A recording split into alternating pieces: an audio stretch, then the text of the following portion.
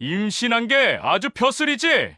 충청도 산자락 고즈넉한 선산에 울려 퍼진 10발의 총성 같은 충격이 있었습니다. 아니, 뱃속에 애는 내 새끼는 확실해? 임신 8개월의 아내에게 발길질과 차가운 폭언을 내뱉었습니다. 이게 다 네 탓이야! 대체 집에서 어떤 꼴이길래 재훈이가 저렇게 힘들어해?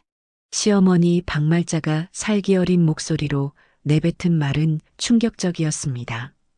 제사상 앞에서 벌어진 믿을 수 없는 광경에 모두가 얼어붙었습니다.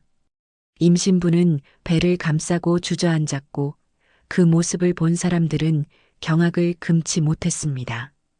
평범한 성묘날 추석을 맞아 온 가족이 모인 자리였습니다.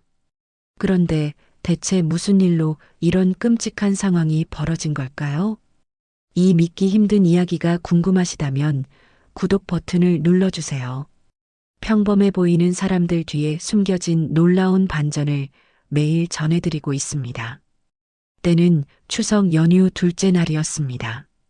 전국 곳곳에서 성묘를 위해 고향을 찾는 사람들로 도로가 붐비던 그날, 충청도 어느 산골 마을의 선산에도 한 가족이 모였습니다. 한서연 씨는 임신 8개월의 무거운 몸을 이끌고 시댁 성묘에 참석했습니다. 평소보다 더 조심스럽게 산길을 올라야 했지만 시어머니 박말자 씨의 눈치를 보느라 힘든 내색을 할 수 없었습니다. 서연아, 좀 빨리 와. 해가 다 지겠네. 박말자 씨의 재촉하는 목소리가 들려왔습니다. 서연 씨는 배를 살짝 받치며 발걸음을 재촉했습니다.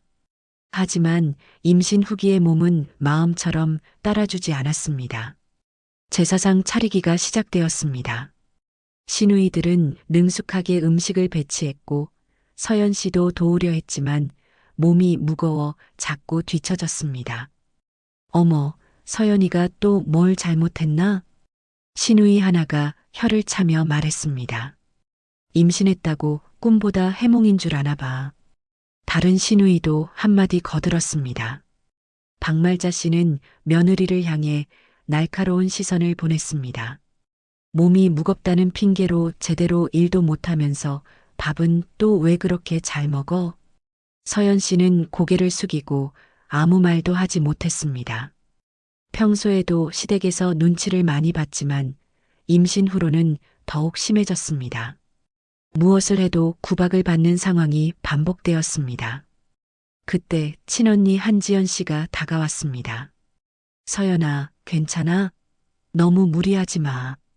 지연 씨는 임신한 동생이 걱정스러워 명절에도 무거운 몸으로 일해야 하는 서연 씨를 동행하기로 했던 것입니다.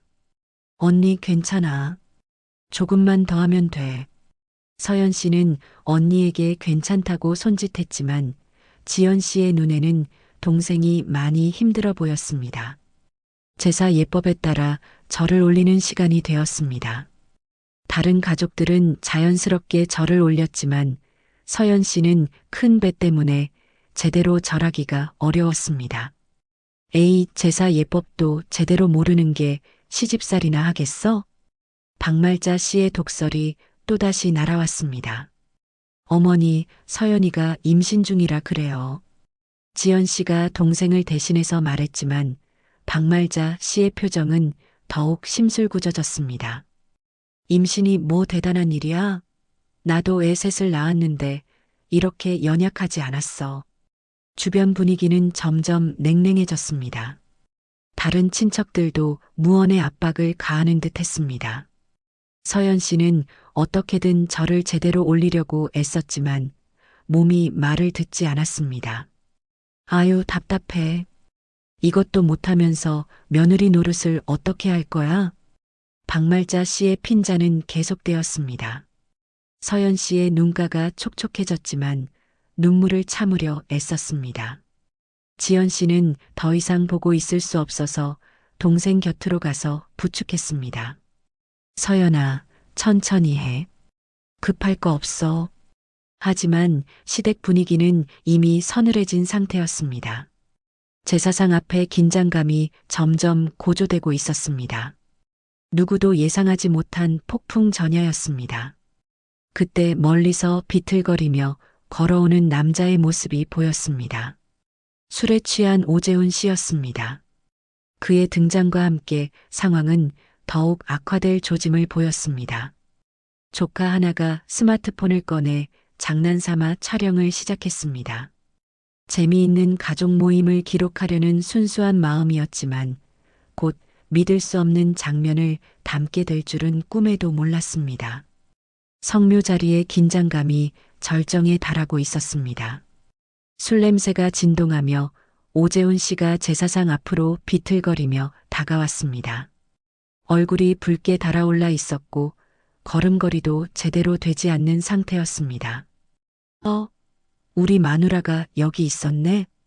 재훈 씨의 목소리에 술 기운이 가득했습니다.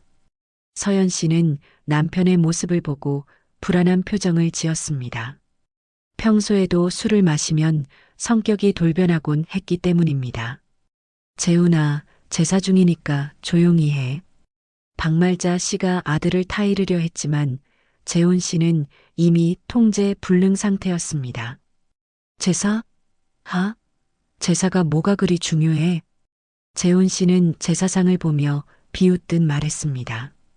그러더니 갑자기 서연 씨를 향해 걸어갔습니다. 야, 한서연. 갑작스러운 고함에 모든 사람의 시선이 집중되었습니다. 서연 씨는 움찔하며 뒤로 물러섰습니다. 임신한 게 대수야? 응?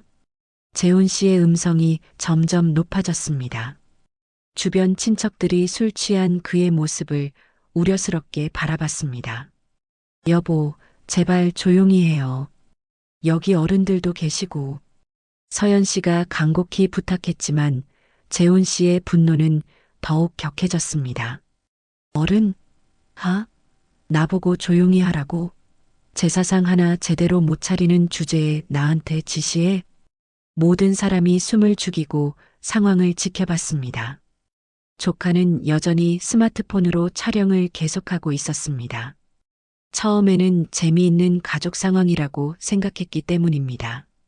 재훈이, 그만해. 다들 보고 있잖아. 지연 씨가 나서서 말했지만 재훈 씨는 아랑곳하지 않았습니다. 봐, 누가 뭘 보는데? 내 마누라한테 내가 뭐라고 하면 안 돼? 재훈 씨의 목소리가 산골짜기에 울려 퍼졌습니다. 신성한 제사 자리의 분위기가 완전히 망가져 버렸습니다. 그때 재훈 씨가 정말 충격적인 말을 내뱉었습니다. 야, 그 뱃속의 애가 정말 내 새끼 맞아? 순간 모든 사람이 얼어붙었습니다. 임신한 아내에게 할 수 없는 말이었습니다. 서연 씨의 얼굴이 창백해졌고 눈에서 눈물이 흘러내렸습니다. 어떻게 그런 말을? 서연 씨의 목소리는 떨리고 있었습니다. 하지만 재훈 씨는 멈추지 않았습니다. 응? 대답 안 해? 맨날 집에서 빈둥거리면서 뭘 했는지 나한테 말해봐. 박말자 씨조차 아들의 말이 도를 넘었다고 생각했지만 이미 상황을 통제하기 어려운 지경에 이르렀습니다. 재훈아, 그만 좀 해라. 친척 중 한 명이 말렸지만 재훈 씨는 더욱 흥분했습니다. 왜? 내가 뭘 잘못했어? 저 여자가 제대로 된 며느리 노릇을 했어? 그러더니 정말 상상할 수 없는 일이 벌어졌습니다. 재훈 씨가 서연 씨를 향해 다가가더니 갑자기 발로 그녀의 배를 걷어찼습니다. 서연 씨의 비명이 터져 나왔습니다.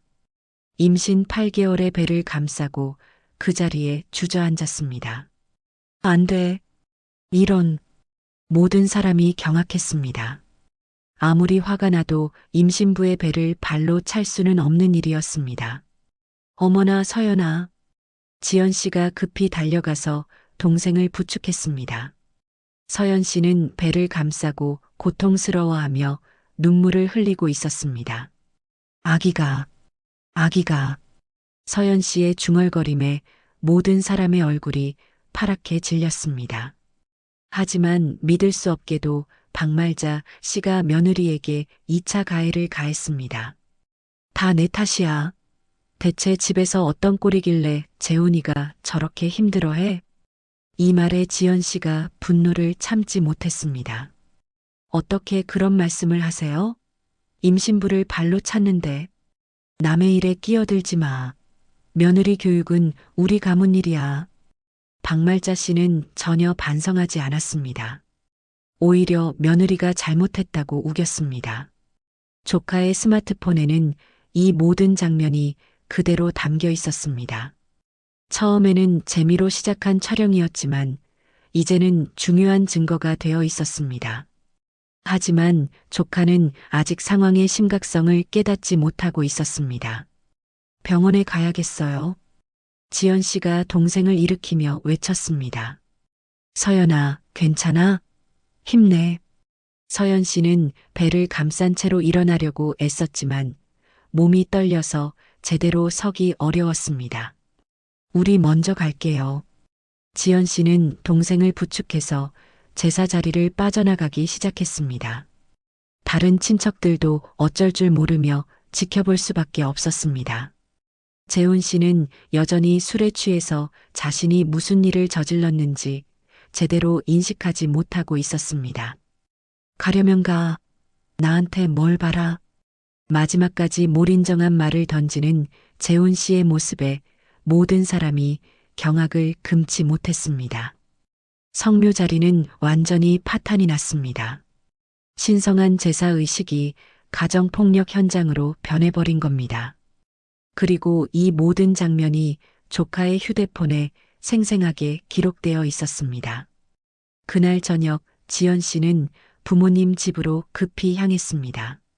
동생 서연 씨를 병원에서 응급처치를 받게 한 후 다행히 아기는 무사하다는 의사의 말을 듣고 나서였습니다. 하지만 지연 씨의 마음은 분노로 끓어올랐습니다. 거실에 온 가족이 모였습니다. 아버지 한상민 씨, 어머니, 그리고 몇 명의 친척들이 둘러앉아 있었습니다. 아버지, 오늘 이런 일이 있었습니다. 지연 씨의 목소리는 떨리고 있었습니다. 오늘 겪은 일을 어떻게 설명해야 할지 막막했습니다. 제 동생이 임신한 몸으로 발길질을 당했어요. 한상민 씨는 조용히 듣고 있었지만 그의 표정이 점점 굳어져 갔습니다. 지연 씨는 조카가 촬영한 영상을 스마트폰으로 보여주었습니다. 처음에는 가족들만 보는 작은 범위에서 공유되었던 그 영상이었습니다. 영상 속에서 재훈 씨가 임신한 서연 씨의 배를 발로 차는 장면이 선명하게 담겨 있었습니다. 그리고 박말자 씨가 며느리에게 연극 좀 그만해라라고 2차 가해를 하는 모습까지 고스란히 녹화되어 있었습니다. 이럴 수가. 말도 안 돼. 가족들이 영상을 보며 경악했습니다. 특히 한상민 씨의 얼굴에서는 차가운 분노가 피어오르고 있었습니다. 서연이는 지금 어떻게 됐어? 한상민 씨가 차분하면서도 냉정한 목소리로 물었습니다. 다행히 아기는 무사해요. 하지만 정신적 충격이 너무 컸어요. 지연 씨가 대답하자 한상민 씨는 잠시 말없이 영상을 다시 한번 확인했습니다. 그의 눈빛이 점점 차가워져 갔습니다. 저 인간들을. 한상민 씨의 주먹이 꽉 쥐어졌습니다. 평소에는 온화한 성격이었지만 가족을 건드리는 것만은 절대 용서할 수 없었습니다. 아버지, 우리가 뭘 할 수 있을까요? 지연 씨가 물었지만 한상민 씨는 이미 마음속으로 계획을 세우고 있었습니다. 일단 서연이를 집으로 데려와. 더 이상 그 집에 있으면 안 돼.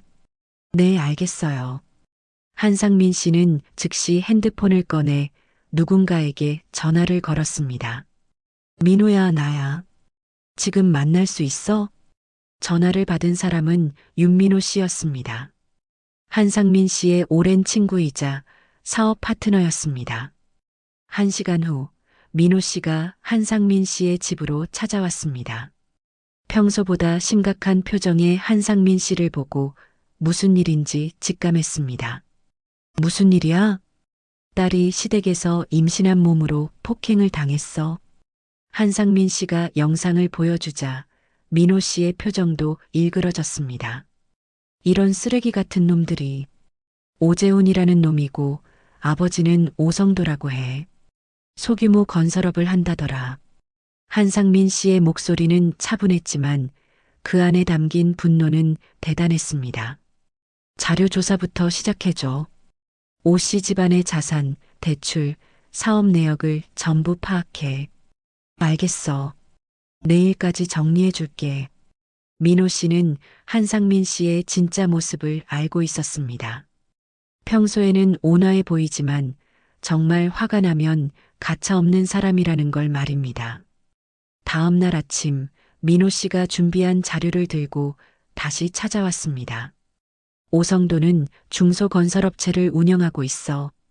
주로 아파트 하도급 공사를 맡고 있고 대출은 은행 대출이 3억 정도 있고 개인 대출도 상당해. 자금 상황이 그리 넉넉하지 않아. 한상민 씨는 자료를 꼼꼼히 살펴봤습니다. 오재훈은 건설업체 취업을 준비하고 있었는데 최근에 대기업 자회사에 합격 통보를 받았어. 좋아. 이제 시작해보자. 한상민 씨의 눈빛이 차가워졌습니다. 사람들은 그를 단순한 중소기업 사장 정도로 알고 있었지만 실제로는 건설, 유통, 금융까지 손을 뻗은 숨은 거물이었습니다. 첫 번째 조치가 시작되었습니다.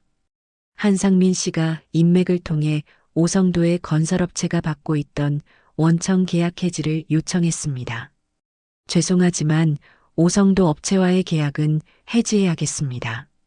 무슨 일입니까? 신뢰도 문제가 생겼어요. 하루 만에 오성도의 주요 계약 2건이 취소되었습니다. 두 번째로는 은행 대출 문제였습니다. 한상민 씨의 영향력으로 오성도의 대출 만기를 앞당기는 압력이 가해졌습니다. 대출 연장이 어려울 것 같습니다. 왜 갑자기 그런 얘기를? 상부에서 지시가 내려왔습니다. 오성도는 하루아침에 자금난에 빠지게 되었습니다. 오재훈의 취업도 마찬가지였습니다. 대기업 자회사의 인사 담당자에게 한상민 씨의 연락이 갔습니다. 오재훈이라는 지원자에 대해 재검토가 필요할 것 같습니다. 무슨 문제라도 인성에 문제가 있다는 제보가 들어왔어요. 그렇다면 합격을 취소해야겠네요. 오재훈은 취업 합격 통보를 받은 지 사흘 만에 취소 통보를 받았습니다. 이 모든 일이 불과 이틀 사이에 벌어졌습니다. 오 씨 집안에서는 갑작스러운 변화를 이해할 수 없었습니다. 아버지, 갑자기 계약이 다 취소됐어요. 뭐라고? 그럴 리가 없는데. 은행에서도 대출 연장을 거부한대요. 오성도는 당황할 수밖에 없었습니다. 어제까지만 해도 괜찮던 사업이 하루아침에 위기를 맞게 된 겁니다. 한편 한상민 씨는 조카가 촬영한 그 영상의 존재를 알고 있었습니다. 아직 널리 퍼지지 않았지만 곧 더 큰 파장을 일으킬 준비를 하고 있었습니다. 이제 겨우 시작이야. 한상민 씨의 차가운 다짐이 밤 공기를 가르며 퍼져나갔습니다. 딸을 지키지 못한 아버지의 분노가 본격적인 복수로 이어지기 시작한 순간이었습니다. 조카가 무심코 올린 그 영상이 예상보다 훨씬 빠르게 퍼져나가기 시작했습니다. 처음에는 친구들끼리만 공유했던 영상이었지만 내용이 워낙 충격적이다 보니 순식간에 확산되었습니다. 이거 진짜야? 세상에 이런 일이. 임신부한테 저런 짓을? 인터넷 커뮤니티와 소셜미디어에서 영상을 본 사람들의 분노가 터져나왔습니다. 성묘날이라는 신성한 자리에서 벌어진 믿을 수 없는 가정폭력 장면에 모든 사람이 경악했습니다. 영상의 제목은 성묘날, 임신부 배에 걷어찬 남편이었습니다. 클릭 한 번이면 누구나 볼 수 있는 상태가 되어버렸습니다. 댓글들이 폭증하기 시작했습니다. 저런 인간이 아빠가 될 자격이 있나? 시어머니도 똑같네. 2차 가해 수준이야.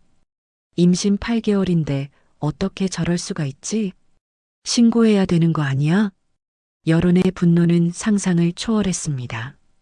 평소 가정폭력에 분노하던 사람들이 이 영상을 보고 더욱 격분했습니다. 한편 오재훈 씨는 아직 자신의 행동이 영상으로 찍혔다는 사실을 모르고 있었습니다. 취업이 갑자기 취소된 것도 이상했지만 영상과 연결지어 생각하지는 못했습니다. 아버지, 도대체 왜 이런 일들이 연달아 일어나는 거예요? 오재훈이 아버지 오성도에게 물었습니다. 나도 모르겠다. 갑자기 모든 계약이 취소되고 오성도 역시 상황을 파악하지 못하고 있었습니다. 건설업계에서 30년을 일했지만 이런 일은 처음이었습니다. 그때 오성도의 휴대폰에 지인으로부터 전화가 왔습니다. 성도야, 너희 집 일이 인터넷에 올라왔던데? 뭔 소리야? 재훈이가 며느리 배를 발로 찬 영상 말이야. 온 나라가 난리야. 오성도의 얼굴이 창백해졌습니다. 급히 인터넷을 검색해보니 아들의 모습이 선명하게 담긴 영상이 떠올랐습니다. 이게 뭐야? 영상을 본 오성도는 충격에 빠졌습니다.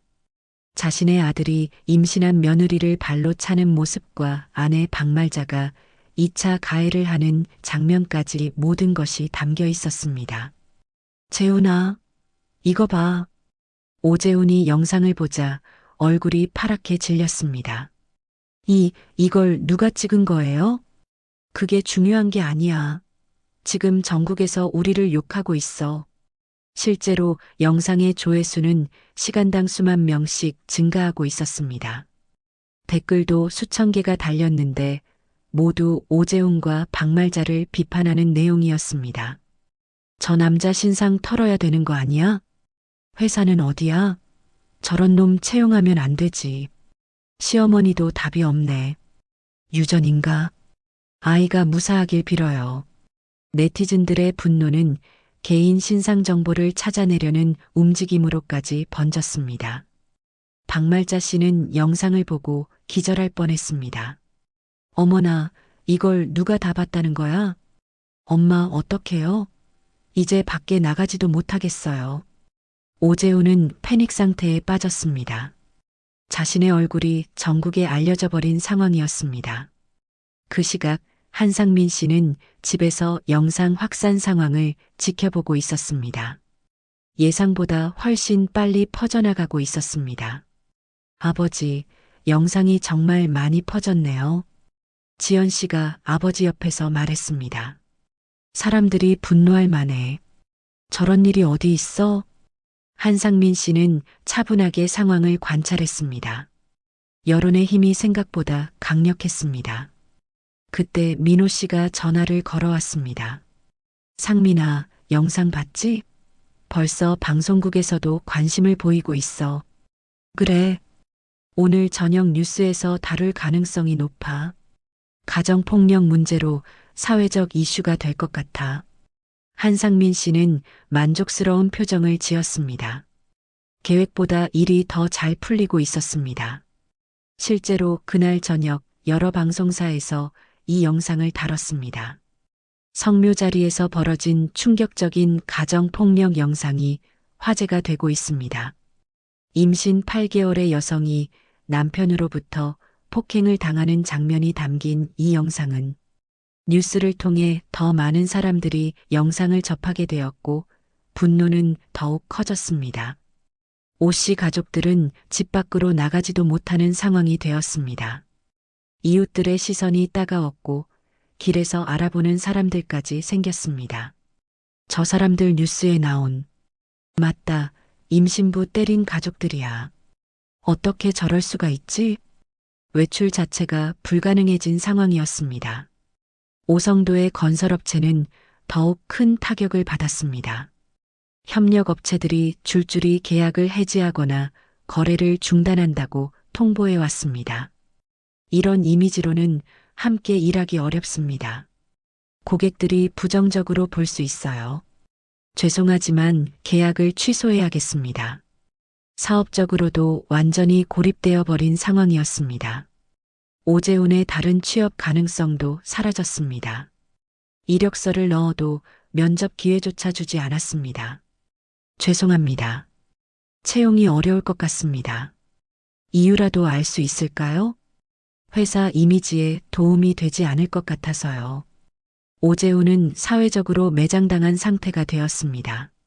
한상민 씨는 이 모든 상황을 차분히 관찰하며 다음 단계를 준비하고 있었습니다. 여론의 힘이 이렇게 강력할 줄은 예상했지만 실제로 보니 더욱 효과적이었습니다. 이제 저들이 어떻게 나올지 보자. 한상민 씨의 계획은 이제 막 본격적으로 시작되려 하고 있었습니다. 사회적 압박이 최고조에 달했을 때 다음 단계의 복수가 기다리고 있었습니다.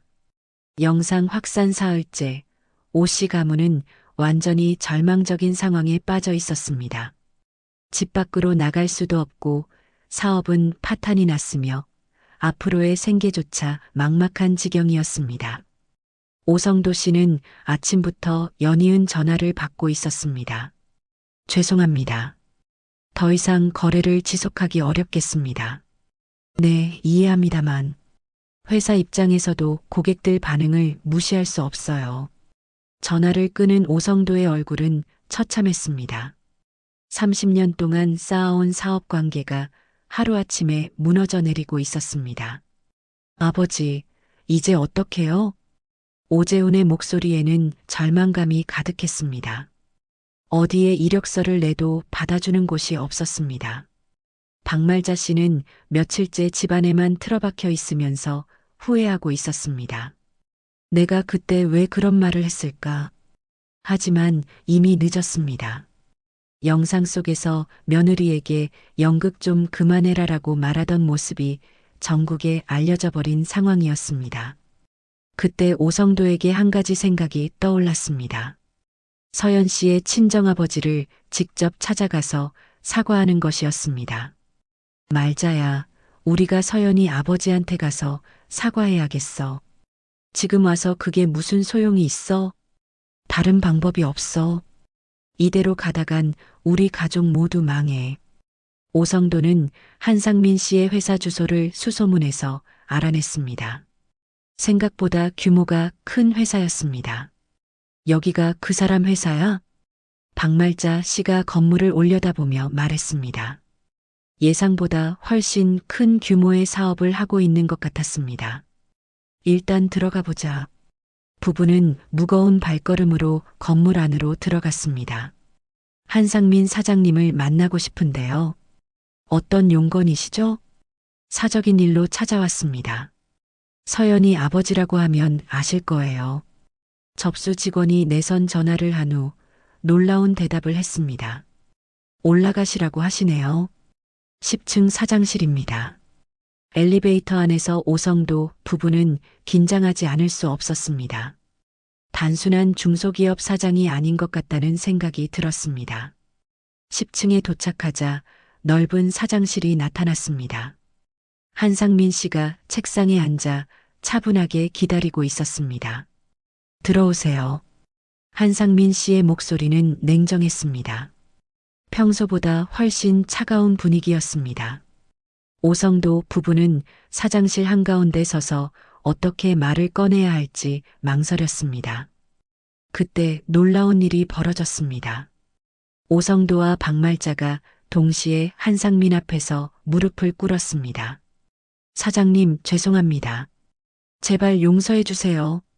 두 사람이 바닥에 무릎을 꿇고 머리를 조아렸습니다. 평생을 살면서 이렇게 굴욕적인 자세를 취해본 적이 없었지만 지금 상황에서는 선택의 여지가 없었습니다. 한상민 씨는 무표정하게 그들을 내려다봤습니다.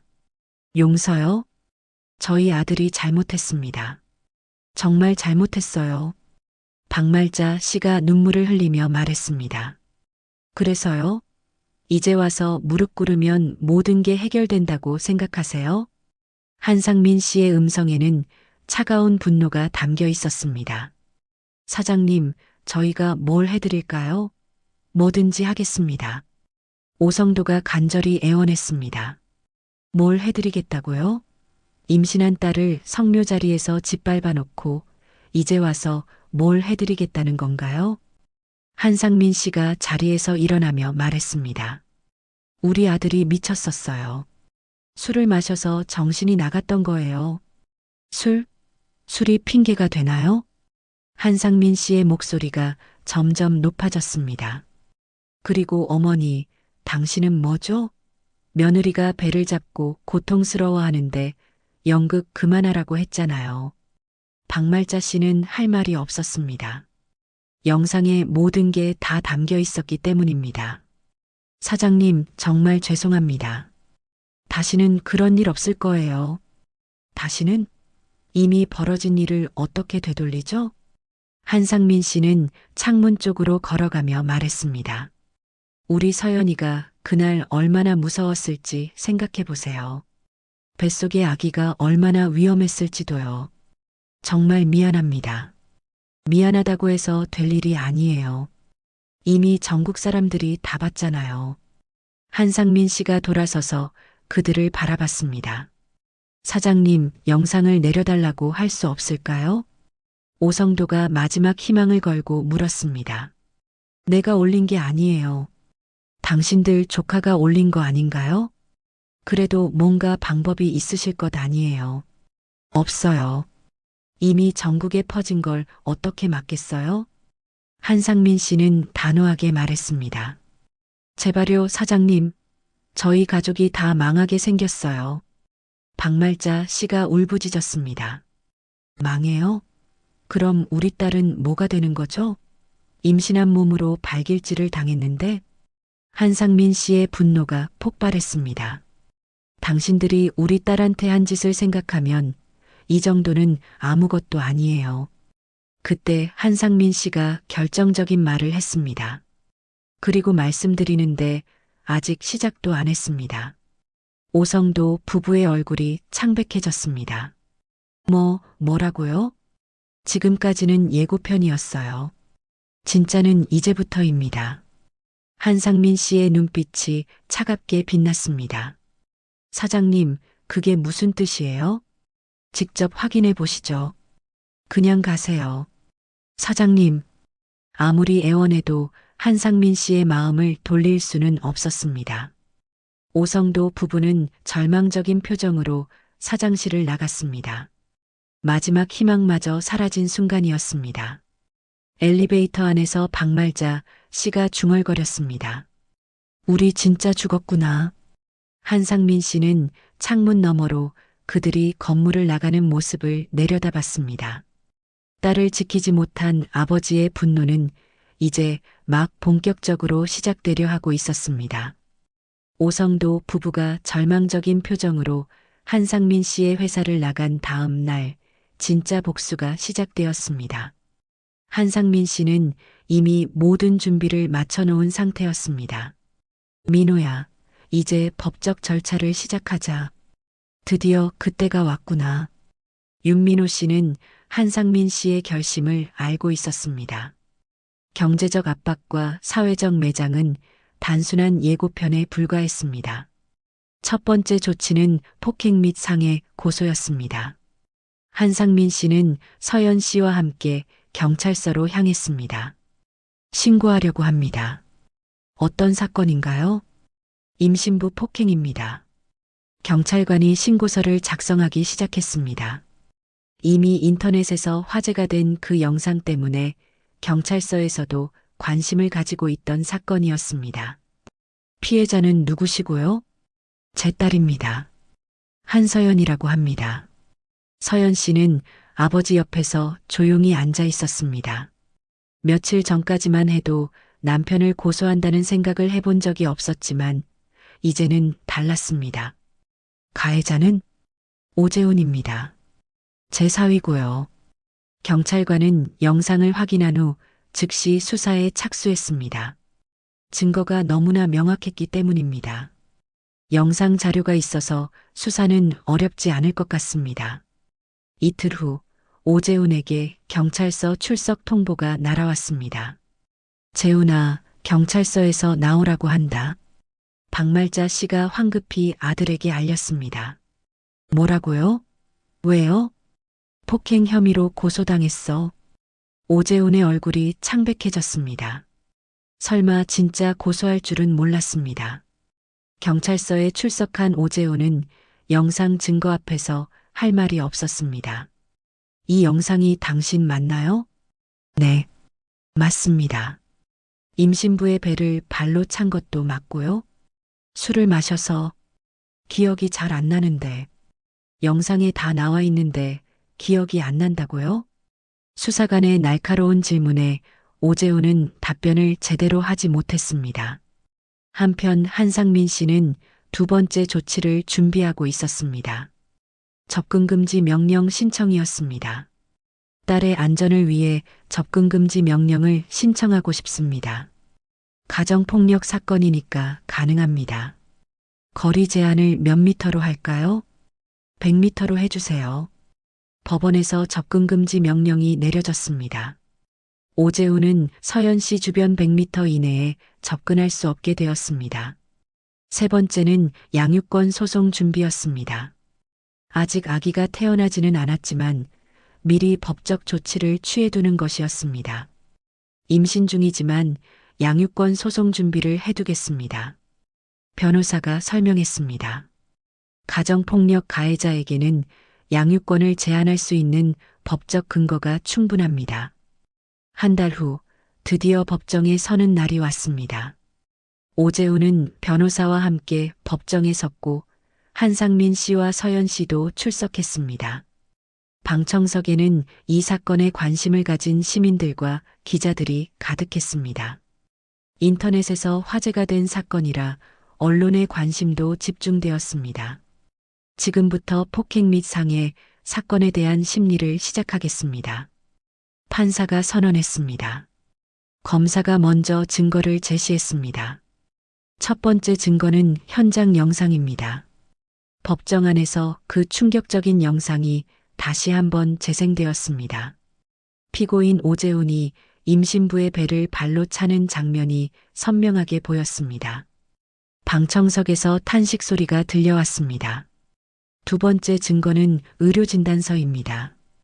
의사의 진단서에는 서현 씨가 받은 충격과 태아에게 미칠 수 있었던 위험성이 상세히 기록되어 있었습니다. 세 번째 증거는 현장 목격자 증언입니다. 그날 성묘에 참석했던 친척들이 증인으로 나와 당시 상황을 생생하게 증언했습니다. 피고인이 술에 취해서 임신한 피해자에게 폭언을 하더니 갑자기 배를 발로 찼습니다. 피해자가 고통스러워하며 주저앉았는데 시어머니는 오히려 연극 그만하라고 했습니다. 증인들의 증언은 모두 일치했습니다. 오재훈의 변호사는 선처를 호소했습니다. 피고인이 깊이 반성하고 있으며 술에 취한 상태에서 저지른 실수였습니다. 하지만 검사의 반박이 이어졌습니다. 아무리 술에 취했어도 임신부를 폭행하는 것은 용서받을 수 없는 범죄입니다. 더욱이 성묘라는 신성한 자리에서 이런 일을 저질렀습니다. 이때 한상민 씨가 증언석에 섰습니다. 제 딸이 얼마나 무서웠을지, 뱃속의 아기가 얼마나 위험했을지 생각해 보십시오. 한상민 씨의 목소리는 차분했지만 분노가 담겨 있었습니다. 피고인은 지금까지도 진정한 반성을 하지 않고 있습니다. 단순한 실수가 아니라 계획적인 가정폭력의 연장선이었습니다. 그때 결정적인 증거가 제시되었습니다. 박말자 씨가 며느리에게 했던 평소 막말들을 녹음한 파일이었습니다. 이 녹음 파일은 피고인 가족이 평소에 피해자를 어떻게 대했는지 보여줍니다. 녹음 파일에서는 박말자 씨의 독설과 오재훈의 평소 폭언들이 적나라하게 드러났습니다. 임신했다고 뭐가 대단해? 집에서 빈둥거리기만 하면서 제대로 된 며느리 노릇도 못하는 주제에 법정 분위기가 더욱 차가워졌습니다. 최종 변론에서 검사가 강력한 처벌을 요구했습니다. 이 사건은 단순한 가정 내 폭력이 아닙니다. 사회 전체가 분노할 만한 중대한 범죄입니다. 임신부와 태아의 생명을 위험에 빠뜨린 피고인에게는 엄중한 처벌이 필요합니다. 일주일 후 판결이 선고되었습니다. 피고인 오재훈에게 징역 3년을 선고합니다. 또한 피해자에게 위자료 1억 원을 지급하고 피해자로부터 100m 이내 접근을 금지합니다. 방청석에서 박수 소리가 터져 나왔습니다. 오재훈은 그 자리에서 수갑이 채워져 법정을 나갔습니다. 한상민 씨는 만족스러운 표정으로 법정을 나서며 딸 서연 씨의 손을 잡았습니다. 이제 안전해졌어. 법의 심판이 내려진 순간이었습니다. 하지만 한상민 씨의 복수는 아직 끝나지 않았습니다. 더 완벽한 마무리가 기다리고 있었습니다. 오재훈의 실형 선고로부터 2달이 지난 어느 날 서연 씨에게 진통이 시작되었습니다. 예정일보다 일주일 정도 빠른 출산이었지만 의사는 아무 문제 없다고 했습니다. 아버지, 서연이가 병원에 갔어요. 지연 씨가 급히 전화를 걸었습니다. 지금 가겠어. 한상민 씨는 모든 일정을 취소하고 병원으로 달려갔습니다. 분만실 앞에서 기다리는 동안 지난 몇 개월이 주마등처럼 스쳐 지나갔습니다. 성묘 날의 그 끔찍한 사건부터 시작해서 치밀한 복수 계획, 법정에서의 승리까지 모든 것이 딸과 손녀를 지키기 위한 일이었습니다. 으앙! 분만실에서 아기의 울음소리가 들려왔습니다. 축하드립니다. 건강한 여아입니다. 간호사가 나와서 알려주었습니다. 한상민 씨의 눈가에 눈물이 고였습니다. 그토록 걱정했던 손녀가 무사히 태어난 것입니다. 잠시 후 분만실 문이 열리고 간호사가 작은 아기를 안고 나왔습니다. 할아버지, 안아보세요. 한상민 씨는 조심스럽게 손녀를 받아 안았습니다. 작고 연약한 생명체가 품 안에서 조용히 숨을 쉬고 있었습니다. 소은아. 서연 씨가 미리 지어둔 이름이었습니다. 한소은. 작은 은혜라는 뜻이었습니다. 할아버지가 지켜줄게. 한상민 씨가 작은 목소리로 다짐했습니다. 지난 몇 개월 동안 분노와 복수심으로 가득했던 마음의 따뜻한 감정이 피어오르고 있었습니다. 병실로 옮겨진 서연 씨는 지친 모습이었지만 아기를 보며 행복한 미소를 지었습니다. 아버지, 고생 많으셨어요. 무슨 말이야? 이제 시작이지. 한상민 씨는 딸의 손을 잡으며 말했습니다. 앞으로는 걱정하지 마. 아버지가 다 알아서 할게. 그동안 복수에만 집중했던 한상민 씨의 마음에 변화가 일어나고 있었습니다. 분노보다는 보호 본능이 더 강해지고 있었습니다. 며칠 후 서연 씨와 아기가 태어나게 되었습니다. 한상민 씨는 넓은 집을 마련해서 딸과 손녀가 편안하게 지낼 수 있도록 준비했습니다. 이 집에서 새로운 시작을 하자. 새 집은 보안시설도 완벽했고 아기를 키우기에 최적의 환경으로 꾸며져 있었습니다. 한상민 씨는 손녀와의 시간을 가장 소중하게 여겼습니다. 아침마다 아기 방에 들러서 손녀의 얼굴을 보는 것이 하루의 시작이 되었습니다. 소은아, 할아버지야. 아기는 한상민 씨의 목소리에 반응하며 작은 미소를 지었습니다. 그 미소를 보는 순간 한상민 씨는 지난 몇 개월간의 모든 고생이 보상받는 기분이었습니다. 아버지, 너무 다니지 말아요. 피곤하실 거예요. 서연 씨가 걱정하며 말했지만 한상민 씨는 손녀와의 시간이 전혀 피곤하지 않았습니다. 괜찮아. 이 시간이 가장 행복해. 한상민 씨의 표정에서 복수를 계획할 때의 차가운 모습은 찾아볼 수 없었습니다. 따뜻한 할아버지의 모습만 남아 있었습니다. 회사 일도 예전과는 달랐습니다. 중요한 회의 중에도 손녀 생각이 날 때가 많았습니다. 사장님, 오늘 일정이 좀 빡빡한데요? 중요하지 않은 건 취소하고 저녁에는 일찍 들어가겠어. 직원들도 한상민 씨의 변화를 느낄 수 있었습니다. 예전보다 훨씬 온화해졌고 가족을 위한 시간을 더 중요하게 생각하게 되었습니다.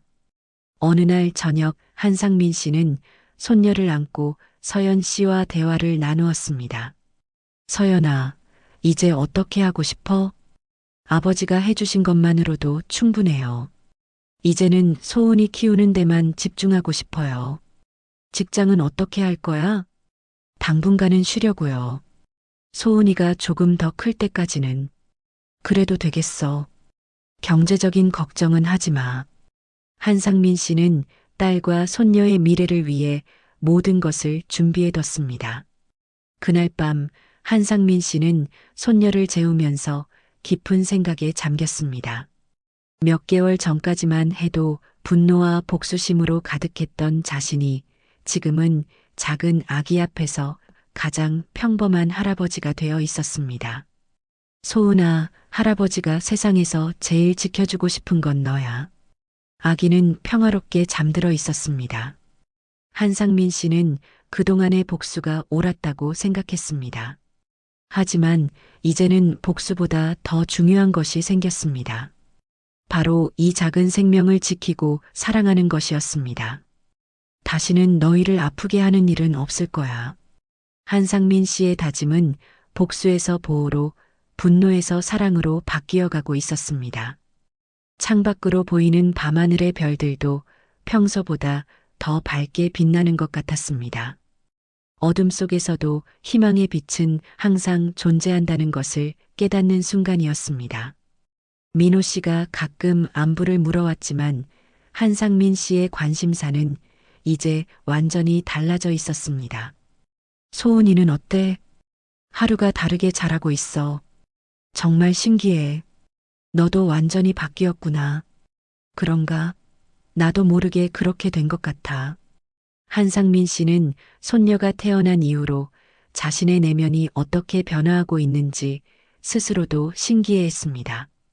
복수는 끝났지만 진짜 중요한 것들은 이제부터 시작이었습니다.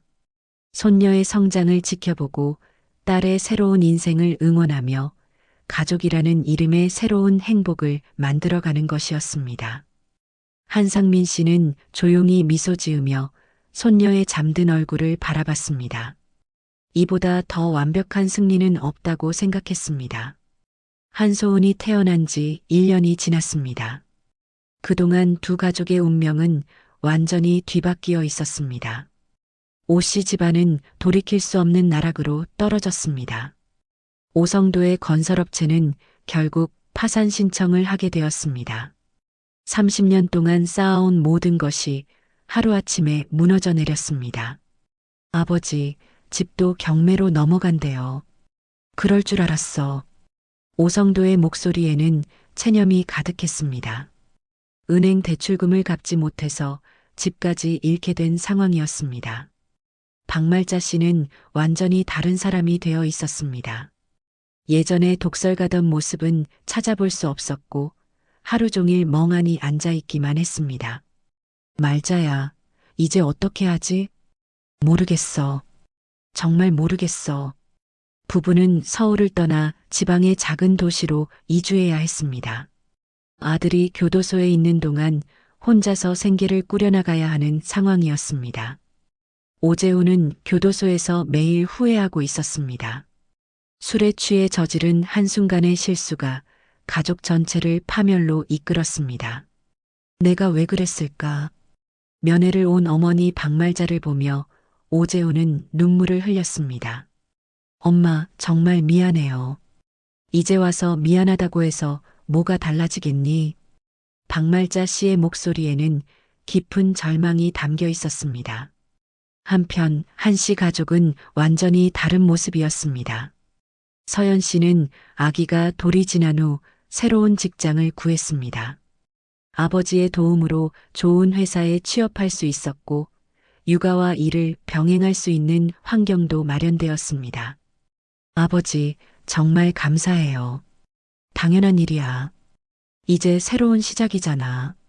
한상민 씨는 딸이 다시 사회생활을 시작하는 모습을 보며 뿌듯해했습니다. 가장 큰 변화는 한소은이었습니다. 이제 걸음마를 시작한 소은이는 할아버지를 보면 항상 웃으며 달려왔습니다. 할아버지, 소은이의 작은 목소리가 한상민 씨에게는 세상에서 가장 아름다운 소리였습니다. 우리 소은이 오늘도 예쁘네. 한상민 씨는 손녀를 안고 집 앞 공원을 산책하는 것이 일상이 되었습니다. 그 모습을 본 동네 사람들은 모두 흐뭇한 미소를 지었습니다. 저 할아버지 참 자상하시네. 손녀를 정말 아끼시는 것 같아. 한상민 씨는 이제 동네에서 모범적인 할아버지로 통했습니다. 그러던 어느 날 서연 씨에게 새로운 인연이 찾아왔습니다. 직장에서 만난 동료였는데 서연 씨의 상황을 알고도 따뜻하게 대해주는 사람이었습니다. 서연 씨, 괜찮으시면 저와 함께. 아직은 시간이 필요할 것 같아요. 서연 씨는 아직 새로운 사랑을 받아들이기 어려웠지만 마음 한편으로는 따뜻함을 느끼고 있었습니다. 한상민 씨는 딸의 새로운 인연을 응원했습니다. 서연아, 행복할 자격이 있어. 너무 과거에 매여 있지 마. 아버지, 소은이에게도 좋은 아버지가 필요하잖아. 시간이 흘러 계절이 바뀌었습니다. 소은이가 두 돌을 맞는 날이었습니다. 가족들이 모여서 소소한 생일 파티를 열었습니다. 서연 씨의 새로운 남자친구도 함께했습니다. 그는 소은이를 친딸처럼 아껴주었습니다. 소은아, 생일 축하해. 할아버지, 고마워요. 소은이는 이제 간단한 말들을 할 수 있었습니다. 한상민 씨를 가장 좋아하는 것은 여전했습니다. 그날 저녁 한상민 씨는 발코니에 나와 야경을 바라보며 지난 시간들을 돌아봤습니다. 성묘 날의 그 끔찍한 사건으로 시작된 모든 일들이 이제는 새로운 행복으로 바뀌어 있었습니다. 복수는 완벽했습니다. 오씨 가문은 완전히 몰락했고 오재우는 지금도 교도소에서 죗값을 치르고 있었습니다. 하지만 더 중요한 것은 가족이 다시 행복을 찾았다는 것이었습니다. 할아버지, 뭐 하세요? 서연 씨가 나와서 물었습니다. 그냥 생각 좀 하고 있어. 무슨 생각이요? 우리가 정말 많이 달라졌구나 하는 생각. 맞아요. 그때는 정말 힘들었는데 이제는 괜찮아. 모든 게 제자리를 찾았어. 그때 소은이가 아장아장 걸어와서 한상민 씨의 다리를 붙잡았습니다. 할아버지, 안아줘. 한상민 씨는 손녀를 안아 올렸습니다. 작은 아이의 체온이 따뜻하게 전해졌습니다. 소은아, 할아버지가 항상 너를 지켜줄게. 소은이는 할아버지의 품에서 안전함을 느끼며 웃었습니다. 한상민 씨는 확신했습니다. 정의는 반드시 온다는 것을. 악한 일을 저지른 사람들은 반드시 그 대가를 치르게 되어 있고 선량한 사람들은 결국 보호받게 되어 있다는 것을. 그 순간 한상민 씨의 얼굴에 만족스러운 미소가 떠올랐습니다. 복수를 통해 얻은 것은 단순한 응징이 아니었습니다. 가족의 안정과 새로운 행복, 그리고 정의에 대한 확신이었습니다. 소은이를 안고 있는 한상민 씨의 모습은 이제 완전히 평범한 할아버지였습니다. 하지만 그 눈빛 깊은 곳에는 여전히 가족을 지키려는 강인한 의지가 남아 있었습니다. 달빛 아래서 세 세대가 함께하는 평화로운 모습이었습니다. 어둠을 이겨낸 빛처럼 시련을 극복한 가족의 사랑이 더욱 빛나고 있었습니다. 한상민 씨는 손녀를 품에 안고 마음속으로 다짐했습니다. 정의는 반드시 온다. 그 확신과 함께 한 가족의 새로운 이야기가 계속되고 있었습니다. 여러분, 이 이야기를 어디에서 듣고 계시나요? 댓글로 알려주시면 감사한 마음으로 인사드리고 싶습니다. 지금까지 사연 빛나는 밤이었습니다. 감사합니다.